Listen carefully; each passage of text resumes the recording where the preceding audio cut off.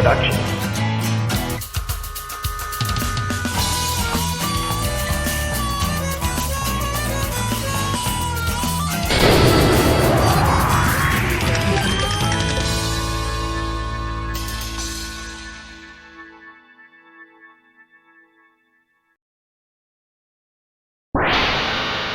Super Ninja Boy is an interesting little gem.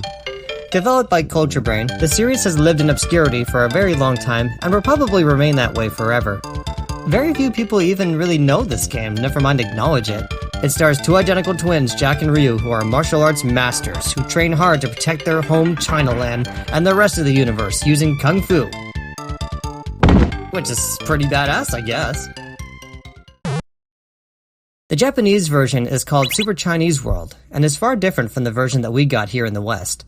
For one, the graphics and even gameplay are much different. Now, because of the game's obscurity, unfortunately there's no translation of Super Chinese World, so I can't exactly get into details. Now, the Super Chinese series is actually kind of a big deal. It spanned 15 years, between 1984 and 1999. However, we only got 2 games for NES and 1 for SNES before they gave up on it out here. Even back then, the name Super Ninja Boy has sort of bothered me. There are 2 main characters for one, so boys should be plural. Not to mention, the concept of ninja is Japanese, but they use Kung Fu, which is Chinese, but whatever. The game is really fun. The game is a weird hybrid of genres all in one game. The overworld is a large map with a very similar style to Final Fantasy IV. In the overworld and in dungeons, random battles pop up very frequently. Like every other JRPG at the time, but a little worse. But instead of a turn-based RPG battle, the random battles are Double Dragon-style beat-em-ups. The gameplay is pretty simple, but fun. Where the game really shines, however, is in 2-player mode, where you and a partner can play as both twins and kick some ass. I felt it was fitting that the partner I chose to help me get the footage for this video was my very own brother. After all, this is our jam.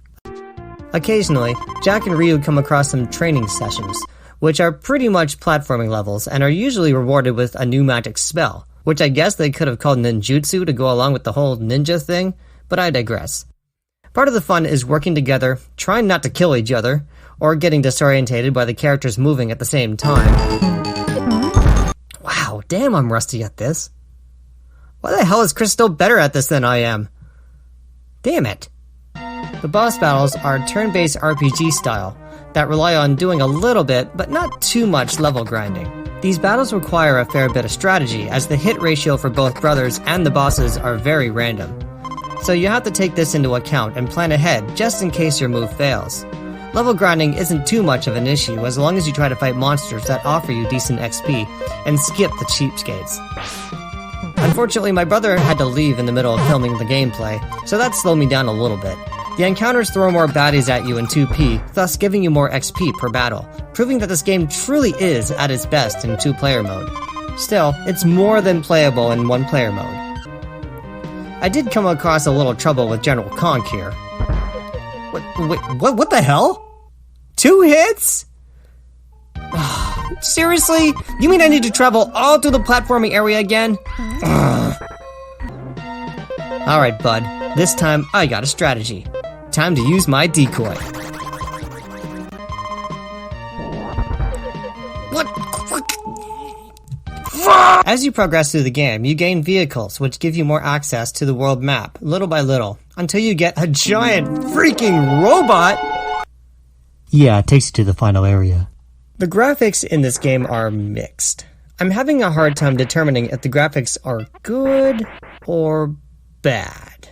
The overworld looks good for the time, and it does have a cute art style, but most of the cutscenes are text with tiny little illustrations. The music also seems to have this weird echo to it for some reason, almost like they compressed it a little too much. This game probably could have fit on an NES cartridge, which may or may not be what it originally was supposed to be. I just sort of feel like the game underutilizes the SNES's power, especially given the fact that it uses a freaking password system instead of a battery backup. While the music doesn't sound particularly good, it has varying themes for every town you visit. It even changes the overworld theme when you reach certain milestones in the game, which would make my brother and I look at each other and nod approvingly at our progress.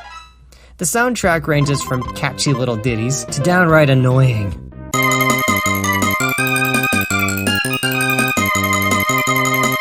My personal favorite is the music that plays in the rainforest.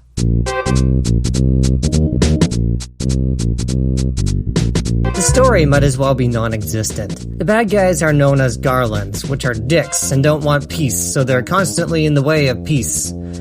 Basically, it's a story straight out of a Super Sentai-like show. As a kid, I ate it up. Take it for what it is. In fact, what little I know of the other installments, it sort of becomes a Super Sentai-like space adventure later on. Seriously, why the hell couldn't this catch on? That would have been awesome. Even though this game is approaching its 30th birthday, and is far from a classic in the eyes of others, in my eyes, this game is a classic. For the sake of filming this video, and playing it again was a real treat, and more enjoyable than I thought it would be. If Nintendo were to ever re-release this on the Super Nintendo Online channel, or it gets an official re-release somewhere else, I highly recommend you give this little gem a try. Well, thank you for joining me in this little flashback from my childhood. This was a lot of fun. You all have yourselves a wonderful day, and I'll see you next time. Ciao!